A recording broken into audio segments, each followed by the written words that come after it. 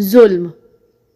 حضرت سعید بن جبیر جو کہ ایک تابعی بزرگ تھے، ایک دن ممبر پر بیٹھے ہوئے یہ الفاظ ادا کیے کہ حجاج ایک ظالم شخص ہے۔ ادھر جب حجاج کو پتہ چلا کہ آپ میرے بارے میں ایسا گمان کرتے ہیں تو آپ کو دربار میں بلا لیا اور پوچھا، کیا تم نے میرے بارے میں ایسی باتیں بولی ہیں؟ تو آپ نے فرمایا، ہاں بالکل، تو ایک ظالم شخص ہے۔ یہ سن کر حجاج کا رنگ غصے سے سرخ ہو گیا اور آپ کے قتل کے احکامات جاری کر دیے۔ جب آپ کو قتل کے لیے دربار سے باہر لے کر جانے لگے تو آپ مسکرا دیے۔ حجاج کو ناگوار گزرا۔ اس نے پوچھا، کیوں مسکراتے ہو؟ تو آپ نے جواب دیا، تیری بے وقوفی پر مسکراتا ہوں۔ حجاج نے پھر حکم دیا، اسے میرے سامنے ذبح کر دو۔ جب خنجر گلے پر رکھا گیا تو آپ نے اپنا رخ قبلہ کی طرف کیا اور یہ جملہ فرمایا، اے اللہ، میرا چہرہ تیری طرف ہے، تیری رضا پر راضی ہوں۔ یہ حجاج نہ موت کا مالک ہے نہ زندگی کا۔ جب حجاج نے یہ سنا تو بولا، اس کا رخ قبلہ کی طرف سے پھیر دو۔ جب قبلہ سے رخ پھیرا تو آپ نے فرمایا، یا اللہ، رخ جدھر بھی ہو تو ہر جگہ موجود ہے، مشرق مغرب ہر طرف تیری حکمرانی ہے۔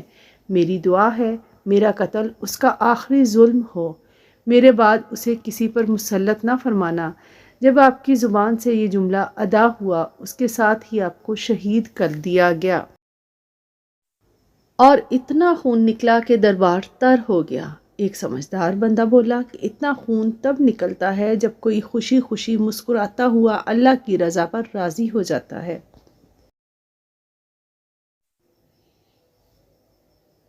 حجاج بن یوسف کے نام سے سب واقف ہیں۔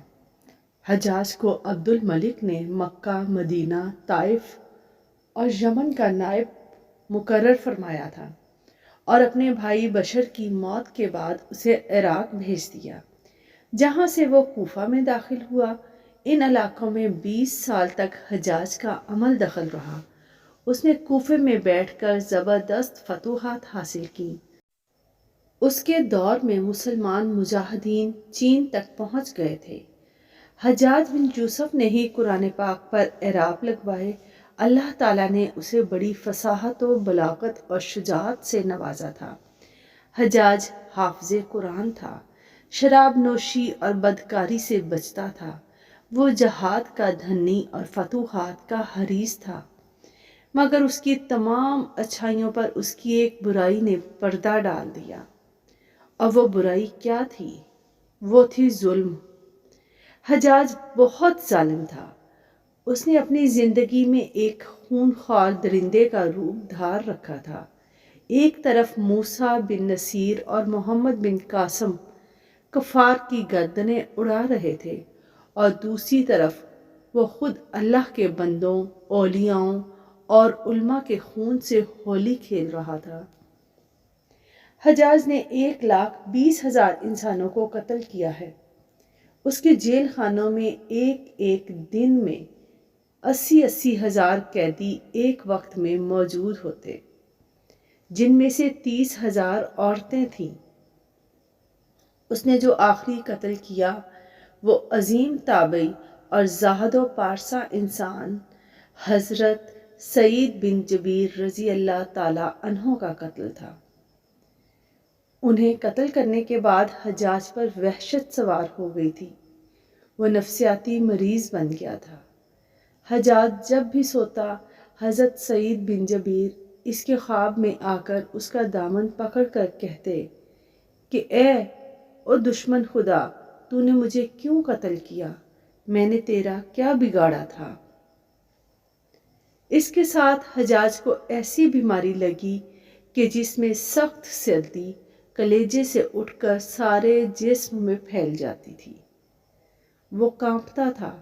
آگ سے بھری انگیٹھیاں اس کے پاس لائی جاتی تھیں اور اس قدر قریب رکھ دی جاتی تھیں کہ اس کی کھال جل جاتی تھی، مگر اسے احساس نہیں ہوتا تھا۔ حکیموں کو دکھانے پر انہوں نے بتایا کہ پیٹ میں سرطان ہے۔ ایک طبیب نے گوشت کا ٹکڑا لیا اور اسے دھاگے کے ساتھ باندھ کر حجاج کے حلق میں ڈالا۔ تھوڑی دیر کے بعد دھاگے کو کھینچا تو اس گوشت کے ٹکڑے کے ساتھ بہت سے عجیب نسل کے کیڑے چمٹے ہوئے تھے اور اتنی بدبو تھی جو پورے 1 مربع میل کے فاصلے پر پھیل گئی تھی۔ درباری اٹھ کر بھاگ گئے، حکیم بھی بھاگنے لگا۔ حجاج بولا، تو کدھر جاتا ہے؟ علاج تو کر۔ حکیم بولا، تیری بیماری زمینی نہیں آسمانی ہے، اللہ سے پناہ مانگ۔ حجاج جب مادی تدبیروں سے مایوس ہو گیا تو اس نے حضرت حسن بصری رحمۃ اللہ علیہ کو بلوایا اور ان سے دعا کی درخواست کی۔ وہ حجاج کی حالت دیکھ کر رو پڑے اور فرمانے لگے، میں نے تجھے منع کیا تھا کہ نیک بندوں کے ساتھ چھیڑ چھاڑ نہ کرنا، ان پر ظلم نہ کرنا، مگر تو باز نہ آیا۔ آج حجاج عبرت کا سبب بنا ہوا ہے۔ وہ اندر باہر سے جل رہا تھا، وہ اندر سے ٹوٹ پھوٹ چکا تھا۔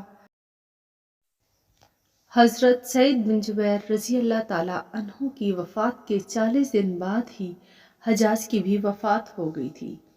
حجاج نے جب دیکھا کہ بچنے کا امکان نہیں تو قریبی عزیزوں کو بلایا جو بڑی کراہت کے ساتھ حجاج کے پاس آئے۔ وہ بولا، میں مر جاؤں تو جنازہ رات کو پڑھانا اور صبح ہو تو میری قبر کا نشان بھی مٹا دینا، کیونکہ لوگ مجھے مرنے کے بعد قبر میں بھی نہیں چھوڑیں گے۔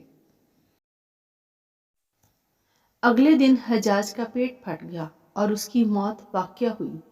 اللہ ظالم کی رسی دراز ضرور کرتا ہے، لیکن جب حساب لیتا ہے ظالم سے تو فرشتے بھی خشیت الہی سے کانپتے ہیں، عرش ہل جاتا ہے۔